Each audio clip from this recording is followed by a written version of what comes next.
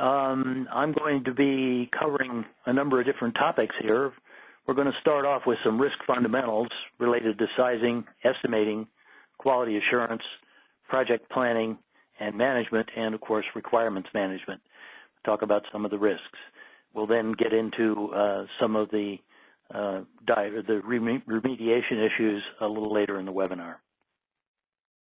There are a number of different risk sectors related to IT projects and different risk drivers associated with each of those. Our focus today is going to be on the risk category of software development. Of course, we recognize there are other risks related to operation and infrastructure that are probably more in the realm of cybersecurity and will not be part of our discussion today. But in the realm of software development risk as a broad category, there are really kind of three major subcategories: delivered quality, schedule, and cost. And there are risk drivers associated with each of those. Associated with quality is the issue of defect containment. We'll talk more about that. With schedules, the driver is estimating, which is one of the things we do absolutely the worst in the software world. And then, of course, cost is driven by both quality and schedule. So we're going to look at all of those issues today. Off with some software development risk fundamentals, size being perhaps the most important and first consideration. Risk must be recognized early, and size is a key predictor of risk, but also a key predictor of project duration, project delivered quality, and cost. So therefore, the key takeaway from that is we've got to determine size before we set budgets and schedules. Now, I know that's a revolutionary idea, and unfortunately not the way the real world works often, but if we determine budgets and schedules before we know the size, we're engaging in delusional behavior. We cannot know how long it's going to take or what it's going to cost until we know how large it is.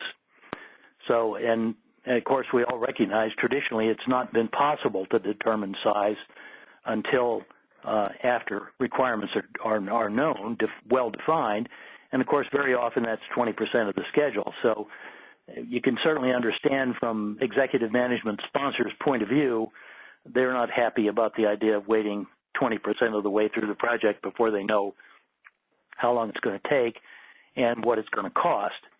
And there's been a recent breakthrough tool Capers-Jones has developed, we're going to talk about in a little bit, that makes it possible to determine size a whole lot earlier. So this little table here kind of illustrates the importance of size and how size is a very, very important driver of overall risk. As we can see here, if we talk about a project that is in the size range of 1,000 to 10,000 function points, very roughly will generally equate to a project that's going to cost in the range of $1 million to $25 million. 18% of those are delayed and 20% are canceled, according to an enormous amount of data that Capers-Jones has collected over the years. That's, I'm referring to, this is described more fully in his book, Estimating Software Costs. When we get into larger projects, 10,000 to 100,000 function points, where we're usually talking about a budget of $25 million to $200 million, the percent delayed goes up to 24%, and almost half get canceled. If you get into the real mega projects, 100,000 function points and up, these are projects that are over $200 million in cost. Not quite as many of those are delayed, but quite a few more of them are canceled. About two-thirds of projects in that category get canceled. And of course, most of us are not going to be involved in those kind of projects. They're largely in the defense industry, in the system software industry, developing a telecom switch or an operating system, something like that might get into that realm. But probably quite a few of you have been or will be involved in the projects in the 1,000 to 10,000 function point range, and some of you may get involved in the middle class of projects here, 10,000 to 100,000 function points. Now, an interesting thing about this is these are a relatively small, maybe about 10% or 15% projects every year fall into these larger size classes, but they represent about 80 to 90% of total spending. So they are a disproportionate percentage of the total expenditures for software projects, even though the number of projects is a fairly small percentage. Vast majority of projects are small. Those are probably most of the ones you get involved in. And the issues in smaller projects are very, very different than the issues in these big projects. These big projects are where the risks really are.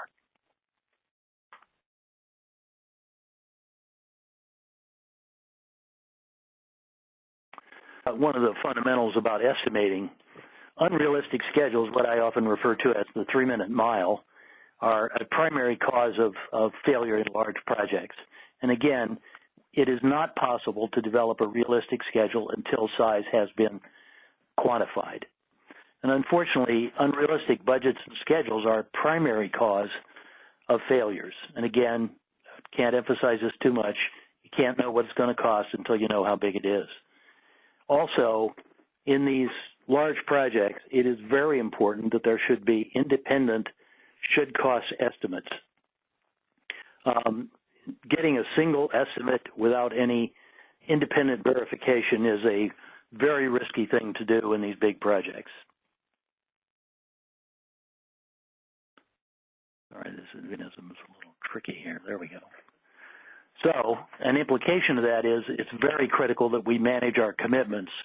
It's very critical that schedules, budgets, and quality commitments are mutually consistent and that they're based on real sound historical data and real sound estimating methods. Again, don't commit to 3-minute miles. World record is 3 minutes and 40 seconds or thereabouts. And so it's the old phrase, speed kills. Overly aggressive schedules lead to, later on, elimination of things that were planned to be included, what I call de-scoped requirements. So probably you've been involved in a project like that where you get near the end and you realize you're not going to make the schedule, you're way over the budget, so people start cutting things out, say, well, we won't deliver this feature, we won't deliver that feature. And when that happens, that leads to an enormous amount of waste because energy has been invested in those features that are then not going to be delivered. And there's data around that show that an average project delivers only 70% of what was originally planned to be delivered. Speed kills. The impact of schedule pressure.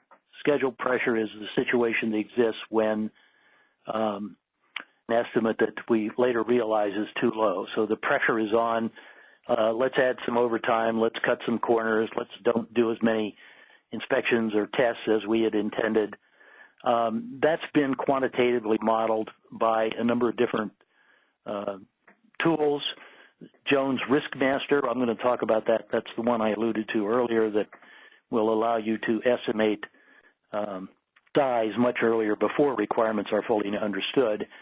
And then other estimating tools like Jones Knowledge Plan, Putnam SLIM, and Galarath SEER models, all of those show the same kinds of dynamics in projects, which we'll talk about in a minute. All of them show that there's a nonlinear relationship between project effort, delivered quality, and I'll show you some graphs here that'll maybe make that point a little more clear in a minute. The impact of schedule is especially